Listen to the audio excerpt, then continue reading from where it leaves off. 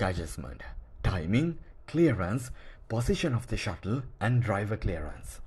හැන්විල් එක කරකවා නීඩල් එක පහළ සිට ඉහළ යන අවස්ථාවේ පහළ කට් මාක් එක නීඩල් බා බුෂ් එකේ යට මට්ටමට සිටින පරිදි සකස් කර නවත්වන්න. මෙම අවස්ථාවේ හුක් පොයින්ට් එක නීඩල් එකේ මැදට සිටින පරිදි තිබිය යුතුය. වෙනසක් ඇතනම් හුක් ඩ්‍රයිවර් එක යන්නේ බොරුල් කර හුක් ටයිමිං හා හුක් ඩ්‍රයිවර් එකත් නීඩල් එකත් අතර පරතරය මිලිමීටර් බිඳුව ලෙසත් වන පරිදි සකස් කරන්න.